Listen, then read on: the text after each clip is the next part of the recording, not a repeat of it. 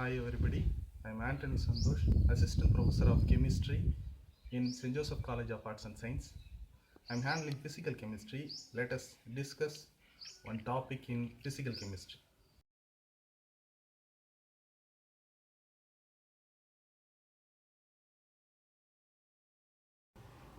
Now we are going to discuss what is degree of freedom. In the case of Gibbs phase rule, we have F is equal to C minus B plus 2.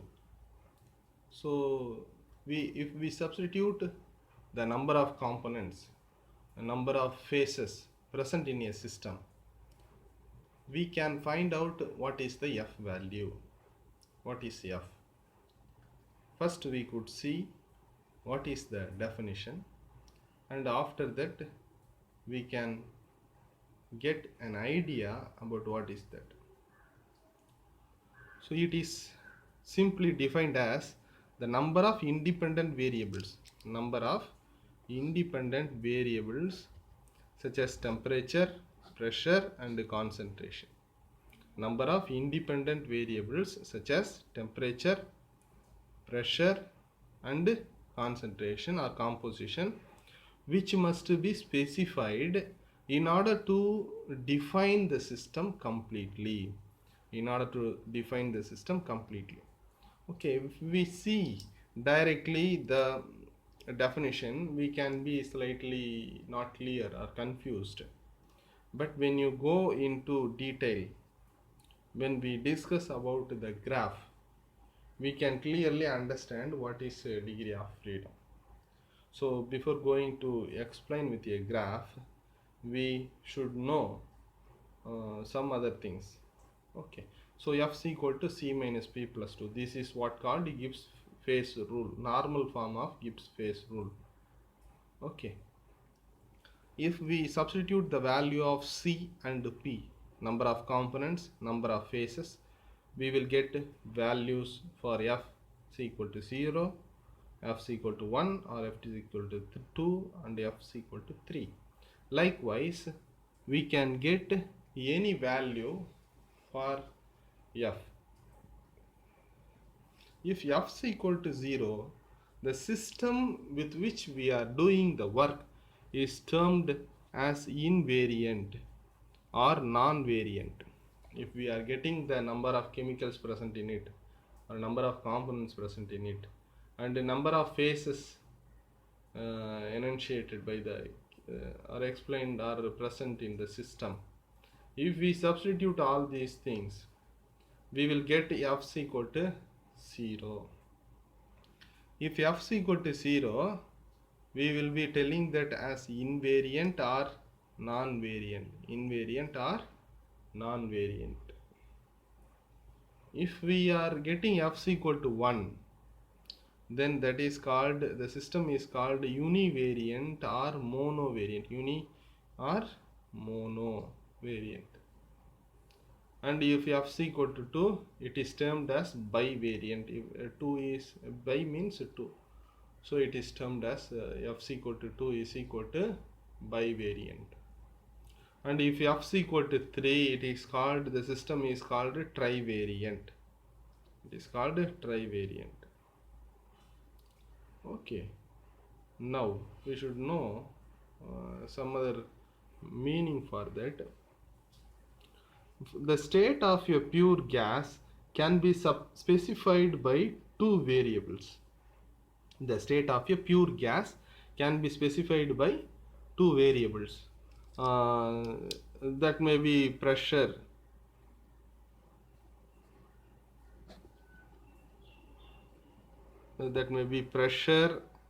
and temperature, or pressure and volume. Okay, so the state of the pure gas can be explained with two variables and any two of these variables. Since the third variable can be calculated from the equation of state, this means that a pure gas has 2 degree of freedom. F is equal to 2 for pure gas. So the state of a pure gas can be specified by two variables. either pressure and temperature or pressure and volume, since the third variable can be calculated from the equation of state. This means pure gas has 2 degree of freedom. F value is equal to 2. Okay. Likewise, we can have some conclusions. The conclusions are, the greater the C value, what is C value? The number of components. The greater the F value. If C value, number of components are more, then the number of degree of freedom also will be more. If C is more, F will be more. If smaller the value of P, that is number of phases, then the smaller the degree of freedom value. If number of phases value are smaller, then the degree of freedom value, F value, also will be smaller. These are the two conclusions, and there is one more conclusion, that is for a given number of components, the number of phases is maximum when the number of degrees of freedom is 0. Thus, for one component system, the maximum number of phases is 3 for a one component system.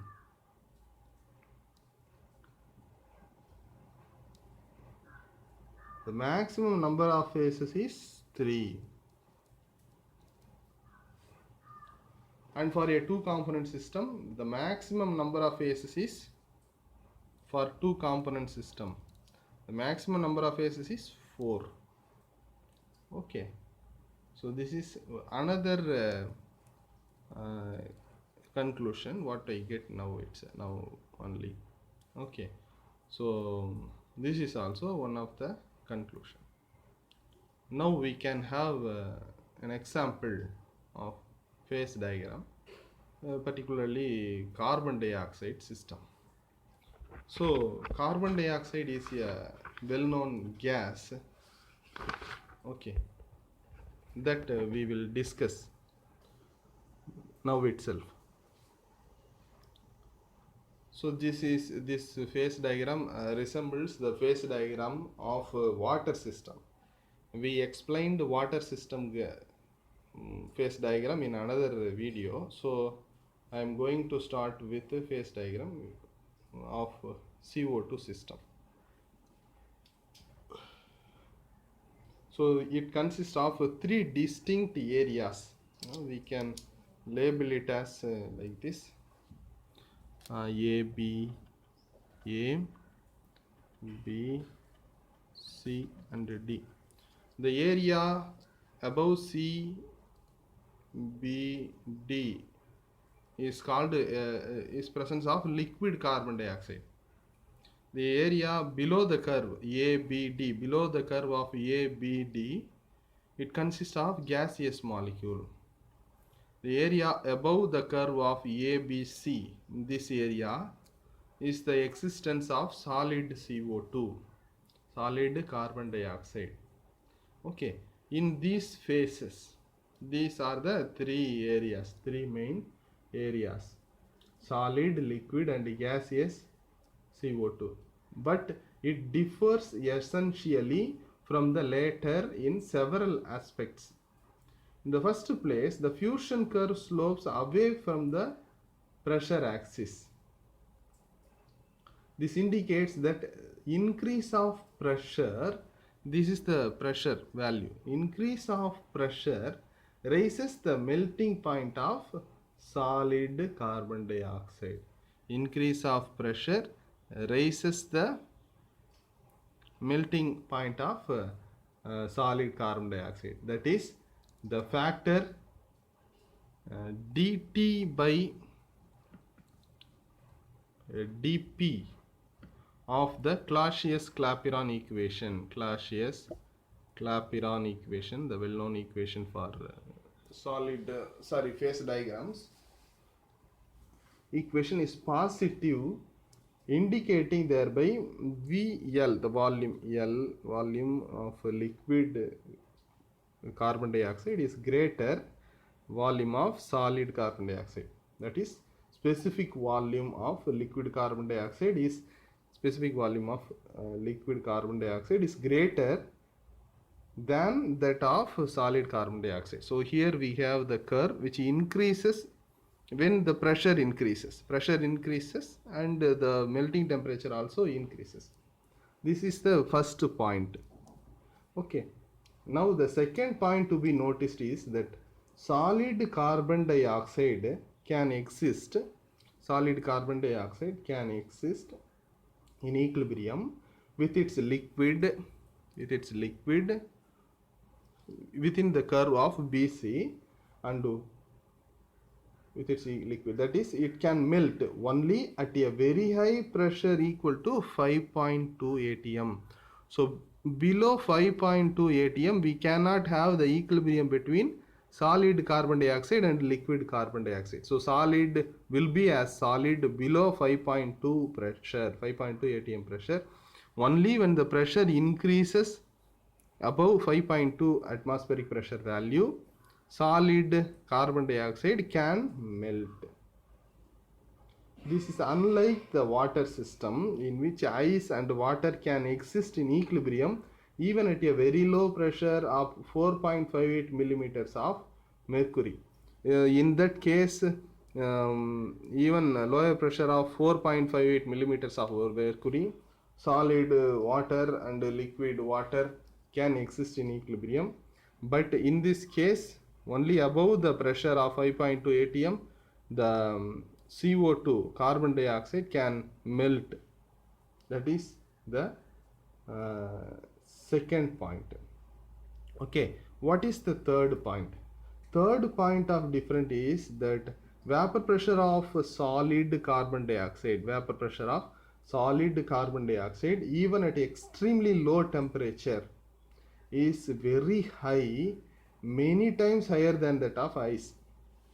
That is the third point. A third point is the vapor pressure of solid carbon dioxide. Even at extremely low temperature, like here in the graph we have minus 78 and minus 57 degrees Celsius. Even at extremely low temperature is very high and many times higher than that of ice. That is the third point which is to be considered. And we have some significant importance, that is, carbon dioxide system is that even at atmospheric pressure, 1 atmospheric pressure, carbon dioxide gas can be directly solidified without the appearance of liquid phase.